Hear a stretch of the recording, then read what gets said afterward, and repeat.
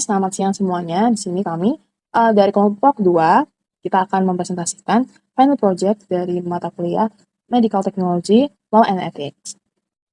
Selanjutnya, berikut adalah anggota kelompok kami. Yang pertama, ada dari Angelina Christie dengan NIM 23K10041 yang mengerjakan bagian data. Yang kedua, ada Felix Firmansyus dengan NIM 23K10020 yang mengerjakan bagian flowchart dan software. Yang ketiga, ada Indi Farananda dengan NIM 23K10063 yang mengerjakan bagian UI UX beserta hukum dan etikanya. Lalu yang terakhir ada Nicholas Adriantara dengan NIM 23K10052 yang mengerjakan bagian processing data dan ERD. Berikut adalah poin yang kita akan bahas. Pertama ada permasalahan dan solusi beserta hukum dan etikanya. Lalu yang kedua ada UI UX dan flowchart. Yang ketiga ada software. Dan yang keempat ada data. Yang kelima processing data. Dan yang terakhir adalah ERD. Untuk kelompok kami, kita mengambil tema keterbatasan telemedis dan dalam pemeriksaan fisik untuk spesialis gigi. Selanjutnya, di sini ada permasalahan dan solusinya. Ya, dari permasalahan yang kita ambil yaitu biasanya dokter tidak bisa melakukan pemeriksaan secara langsung dan memiliki keterbatasan visualisasi saat melakukan telemedicine. Ya, jadi di sini kita memberikan solusi yaitu menggunakan perangkat intraoral portable. Ya, jadi di sini pasien bisa menggunakan perangkat ini. Nanti perangkat ini akan dilengkapi dengan sensor dan kamera tersebut memiliki resolusi yang tinggi dan perangkat ini juga bisa dikontrol melalui aplikasi. Dan selanjutnya di sini ada hukum dan etikanya. Dan sini saya akan membahas hukum terlebih dahulu. Yang pertama, ada Peraturan Menteri Kesehatan Nomor 20 Tahun 2019 dan ini mengenai penyelenggaraan telemedicine antar fasilitas pelayanan kesehatan. Nah, jadi isi peraturan ini tuh mengatur penyelenggaraan pelayanan telemedicine antar fasilitas pelayanan kesehatan, termasuk standar dan prosedur yang harus dipatuhi dalam layanan telemedicine. Lalu selanjutnya ada Peraturan Menteri Kesehatan Nomor 62 Tahun 2017. Nah, peraturan ini mengenai izin edar alat kesehatan. Isinya yaitu mengatur izin edar alat kesehatan termasuk perangkat intraoral portable yang harus dipenuhi sebelum digunakan dalam layanan kesehatan. Selanjutnya ada Keputusan Menteri Kesehatan Nomor HK 0107 Menkes 4829/2021. Nah, untuk keputusan menteri ini mengenai standar pelayanan telemedicine. Isinya menetapkan standar pelayanan telemedicine untuk berbagai bidang kesehatan termasuk tata cara penggunaan teknologi. Dan berikutnya, Undang-Undang Nomor 36 Tahun 2009 tentang Kesehatan. Pada pasal 46 menyebutkan bahwa fasilitas kesehatan wajib menggunakan alat kesehatan yang sesuai standar. Dan yang kedua, pasal 47, alat kesehatan yang digunakan harus aman, bermutu, dan memiliki izin edar. Lalu selanjutnya, Undang-Undang Nomor 44 Tahun 2009 tentang Rumah Sakit. Pada pasal 47 ayat 2, rumah sakit dapat memberikan pelayanan kesehatan jarak jauh termasuk konsultasi telemedicine. Dan yang terakhir ada Undang-Undang Nomor 11 Tahun 2008 mengenai informasi dan transaksi elektronik UU ITE. Isinya mengatur penggunaan teknologi informasi termasuk pengamanan dan kerahasiaan data pasien dalam layanan telemedicine. Dan selanjutnya kita akan membahas etika. Etika yang pertama di sini adalah Kode Etik Kedokteran Indonesia atau Kode KI. Nah, dokter wajib menjaga kerahasiaan pasien dan memberikan pelayanan berdasarkan standar profesi yang berlaku. Dan yang selanjutnya ada prinsip non-maleficence dan beneficence. Yang pertama, non-maleficence ini tentang dokter harus menghindari potensi risiko atau bahaya bagi pasien. Yang kedua, ada beneficence. Dokter harus memprioritaskan kepentingan pasien dan dalam memberikan pelayanan. Lalu selanjutnya ada informed consent. Jadi pasien juga harus diberikan penjelasan tentang cara kerja dari perangkat tersebut. Nanti cara pakai bagaimana, manfaatnya, dan juga batasan sebelum digunakan. Dan selanjutnya, kerahasiaan dan privasi pasien. Data pasien yang diperoleh melalui perangkat harus dijaga kerahasiaannya dan sesuai standar etika dan hukum. Lalu yang terakhir ada etika profesional oleh PDGI atau Persatuan Dokter Gigi Indonesia. Dokter gigi harus mengikuti pedoman yang ditetapkan oleh PDGI terkait penggunaan teknologi dalam praktik. Lalu di sini ada kesimpulannya. Perangkat intraoral portable untuk pemeriksaan gigi secara telemedicine dapat digunakan secara sah jika pertama, perangkat memiliki izin edar resmi dari Kementerian Kesehatan. Yang kedua, pelayanan telemedicine mematuhi standar operasional seperti yang diatur dalam Permenkes Nomor 20 Tahun 2019. Yang ketiga, data pasien dijaga kerahasiaannya sesuai UU ITE dan prinsip etika medis. Yang keempat, dokter memiliki kompetensi untuk menggunakan perangkat tersebut sesuai pedoman profesi. Yang kelima, memiliki izin edar dari Kementerian Kesehatan sesuai Permenkes Nomor 62 Tahun 2017. Dan yang terakhir, mematuhi standar pelayanan telemedicine yang diatur dalam Permenkes Nomor 20 Tahun 2019 dan KMK HK 0107 Menkes 48/29/2021. Dan selanjutnya, di sini saya akan menjelaskan UI UX-nya. Dan untuk flowchart sendiri akan dijelaskan oleh teman saya, Felix Firmasius. Oke, langsung saja. Yang pertama di sini ada login. Tampilan loginnya akan seperti ini. Ada login dan create account. Kalau login nanti tampilannya akan seperti ini, sedangkan untuk create account akan tampilannya seperti ini. Oke, selanjutnya di sini kita beralih ke page home. Untuk page home sendiri di sini ada health report, history, schedule, dan juga ada mengenai informasi-informasi kecil. Jadi seperti ini. Dan selanjutnya kita beralih ke page consultation. Di sini ada beberapa fitur. Yang pertama ada interactive form, hotline, reservation and recommendation, dan portable intraoral.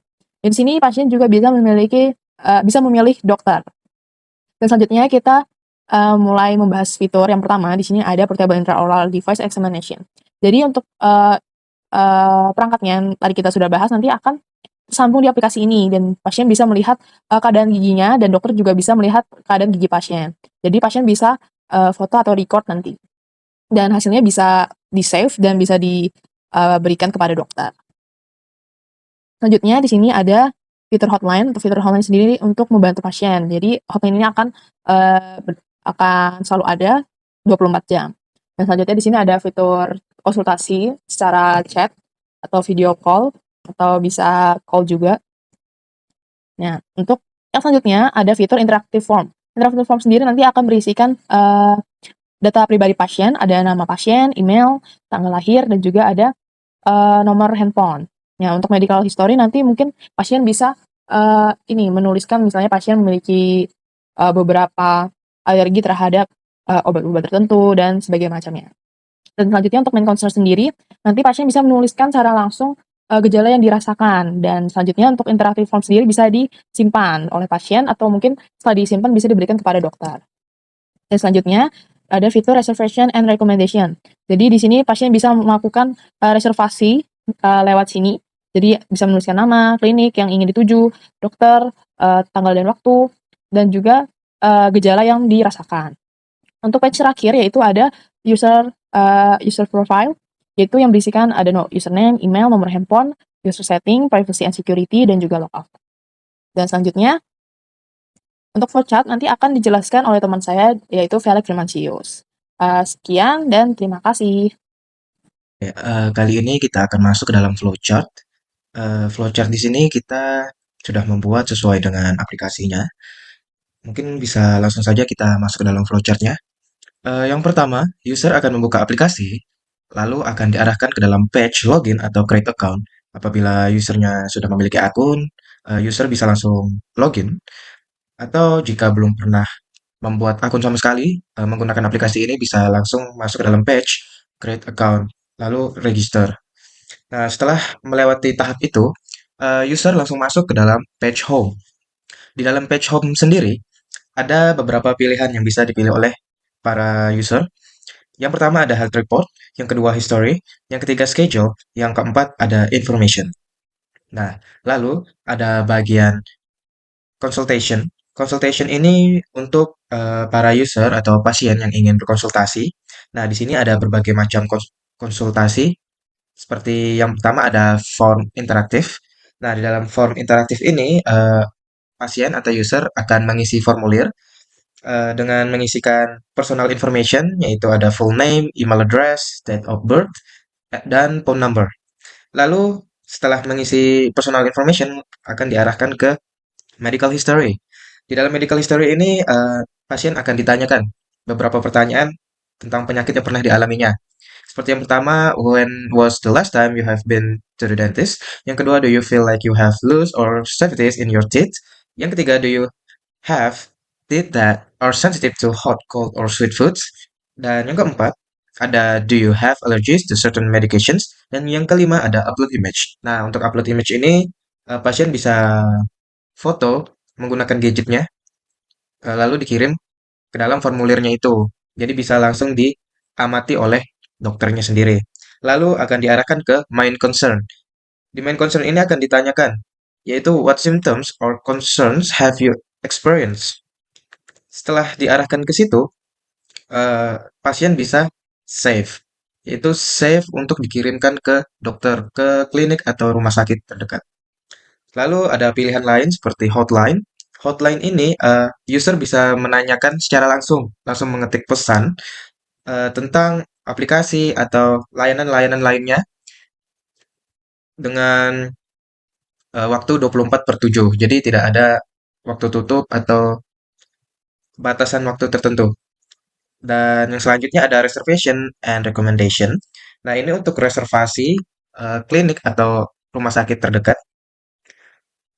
Untuk mengisi reservasi ini, pasien harus mengisi name, klinik, dokter, time and date, symptoms selalu akan di-send, akan langsung dikirimkan ke klinik atau rumah sakit. Nah, jadi apabila ada pasien yang ingin mencari klinik, akan muncul recommendation juga di bagian page ini. Selanjutnya ada portable intraoral. Portable intraoral ini konsultasi dengan menggunakan foto atau record video.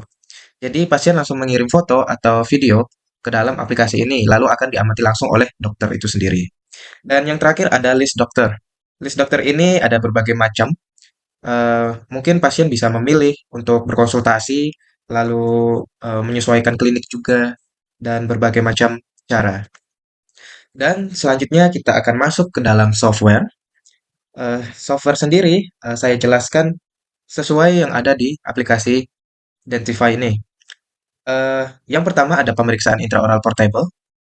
Yang pertama menggunakan perangkat berteknologi tinggi dengan kamera berselisih tinggi. Yang kedua memungkinkan dokter mendiagnosis kondisi gigi dan mulut pasien dengan lebih akurat dan efisien. Yang ketiga pasien dapat menggunakan perangkat di rumah atau lokasi lain yang nyaman.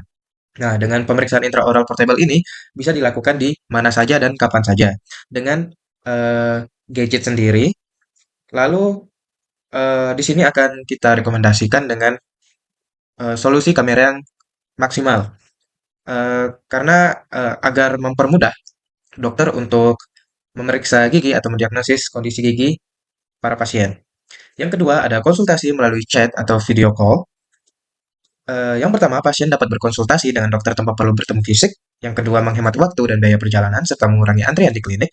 Dan yang ketiga, interaksi lebih personal dan mendalam melalui video call.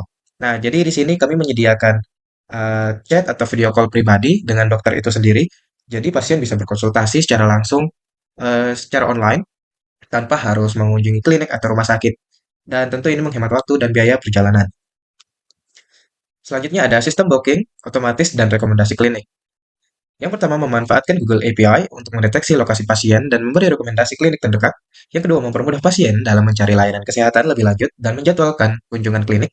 Yang ketiga, mengurangi waktu tunggu dan meningkatkan efisiensi. Nah, dengan sistem booking ini, eh, pasien bisa reservasi secara online tanpa harus mendatangi terlebih dahulu. Jadi, dengan menggunakan aplikasi ini, pasien bisa langsung membooking atau mereservasi dokter, klinik klinik-klinik terdekat atau rumah sakit terdekat dengan rekomendasi yang ada di dalam aplikasi tersebut. Dan selanjutnya ada formulir interaktif prakonsultasi. Yang pertama, pasien dapat mengomunikasikan masalah kesehatan melalui formulir digital yang dilengkapi dengan diagram rongga mulut, meningkatkan akurasi diagnosis awal, dan mempercepat proses diagnosis. Yang ketiga, membantu dokter merencanakan perawatan yang lebih efektif. Nah, dengan formulir interaktif prakonsultasi ini, pasien bisa mengirim formulir secara online menggunakan aplikasi ini dengan menjawab pertanyaan-pertanyaan yang ada di dalam aplikasi. Dengan begitu, dapat diamati oleh dokter langsung tanpa menunggu pasien harus mendatangi klinik atau rumah sakit tersebut. Selanjutnya ada hotline terintegrasi 24/7. Yang pertama memberikan akses bantuan darurat kapan saja. Yang kedua meningkatkan responsivitas dalam situasi darurat di mana waktu sangat penting. Dan yang ketiga meningkatkan rasa aman, kepercayaan, dan kepuasan pasien terhadap layanan kesehatan. Nah, dengan adanya hotline ini, eh, bisa menyediakan bantuan yang bisa user atau pasien tanyakan secara langsung di dalam aplikasi ini. Dan tentu saja hotline ini eh, siap siap siaga setiap hari dan selalu buka atau tidak akan pernah tutup karena dengan hotline ini pasien atau user bisa sangat terbantu dengan pertanyaan-pertanyaan yang dibutuhkan oleh pasien tersebut. Mungkin sampai di sini dulu dengan flowchart dan software yang saya jelaskan. Terima kasih. Nah, selanjutnya kita akan masuk ke bagian data. Di bagian data, kita memiliki tiga data. Yang pertama adalah data dokter gigi serta klinik gigi yang akan bergabung. Yang kedua adalah data user ketika mereka akan login ke dalam software. Dan yang ketiga adalah yang pastinya data pasien yang sudah mengisi form untuk konsultasi beserta keluhannya. Kita akan langsung masuk ke processing data sekarang. Dari dalam pemrosesan data, kita memiliki beberapa poin. Yang pertama ada registrasi, yang di dalamnya ini merupakan user mengisi interaktif form dengan informasi mereka. Kemudian ada login, di mana user akan memasukkan username dan password yang mereka gunakan saat registrasi. Yang ketiga adalah navigasi homepage, di mana user dapat melihat berbagai menu di dalam software kami setelah mereka login. Selanjutnya, ada pengisian interaktif form. Di dalam pengisian interaktif form ini, user ini bisa mengisi personal information, medical history, dan mengunggah foto serta mencantumkan main concern. Yang inform ini akan digunakan sebagai suatu konsultasi nantinya. Kemudian ada konsultasi, di mana user ini dapat mengirim pesan ke customer service yang akan disimpan dalam entitas hotline. Selanjutnya ada profile menu, di mana user dapat mengakses pengaturan akun, privasi, dan logout. Kemudian ada reservation and recommendation. Di dalam ini, user ini bisa mengisi form dengan informasi seperti nama, klinik, dokter, waktu, dan tanggal janji. Dan kemudian data ini akan disimpan ke dalam entitas tertentu yang terhubung dengan user account dan list dokter. Di dalam ini juga ada portable intraoral, di mana mereka dapat mengunggah foto atau rekaman menggunakan alat yang kita ciptakan ini. Kemudian ada juga list dokter yang menampilkan daftar dokter yang tersedia dengan informasi dari entitas list dokter. Nah, selanjutnya kita masuk ke dalam diagram alur data di dalam pemrosesan data. Di sini ada start, di mana user akan memilih aplikasi, kemudian mereka bisa login atau registrasi. Setelah login, mereka akan dialihkan ke homepage, di mana mereka dapat mengakses menu seperti health report, history schedule, information, and consultation. Nah, di dalam consultation menu ini, user memiliki akses ke profile menu, interactive form, hotline, reservation and recommendation, portable intraoral, dan list dokter. Oke, selamat malam, Pak Ando. Kali ini saya akan melanjutkan presentasi dari teman saya. Saya bagian dari pemrosesan data interactive form. Di sini ada 4, yaitu personal information, medical history, photo upload, dan main concern. Saya mulai penjelasan dari yang pertama, yaitu personal information. Pada bagian ini, mencakup informasi pribadi pengguna seperti nama lengkap, alamat email, tanggal lahir, dan nomor telepon. Setelah disubmit, informasi ini disimpan pada entitas user account dan interactive form. Ini memungkinkan sistem untuk mencatat data personal pengguna, baik dalam akun mereka maupun dalam entitas form interaktif. Lalu yang kedua ada medical history. Pada medical history ini mencakup riwayat medis pengguna, seperti riwayat kunjungan ke dokter gigi, gejala, atau keluhan yang dirasakan, alergi terhadap obat-obatan, dan lainnya. Lalu setelah disubmit, informasi ini disimpan pada entitas interactive form. Ini memungkinkan juga untuk memiliki catatan riwayat medis pengguna yang relevan untuk konsultasi atau diagnosis lebih lanjut. Lalu yang selanjutnya ada foto upload. Pada bagian ini, memungkinkan pengguna untuk mengunggah foto diri mereka atau dokumen identifikasi. Setelah disubmit, foto yang diunggah disimpan pada entitas interactive form, termasuk informasi pribadi seperti ID foto dan file foto. Ini membantu verifikasi identitas pengguna dan melengkapi data profil mereka. Lalu yang terakhir ada main concern. Pada bagian ini mencakup gejala utama atau kekhawatiran yang dirasakan oleh pengguna. Seperti misalnya, pengguna dapat mengisi deskripsi gejala atau keluhan kesehatan yang mereka alami. Lalu setelah disubmit, informasi ini disimpan pada entitas interactive form, dan informasi ini sangat penting untuk memahami keluhan utama pengguna dan memberikan solusi yang tepat. Lalu selanjutnya ada reservation and recommendation. Ini ada 1. Hanya isi informasi reservasi. Isi informasi reservasi ini memungkinkan pengguna untuk mengisi informasi yang berkaitan dengan reservasi mereka. Informasi yang diisi dapat mencakup nama klinik, nama dokter, waktu janji, dan gejala yang dirasakan. Lalu selanjutnya ada portable intraoral. Pada bagian ini ada upload foto atau rekaman. Ini memungkinkan pengguna untuk mengunggah foto atau rekaman, misalnya foto rongga mulut, atau intraoral yang mungkin diperlukan untuk diagnosis atau konsultasi lebih lanjut. Lalu ada list dokter juga. List dokter ini menampilkan data dokter dari entitas list dokter.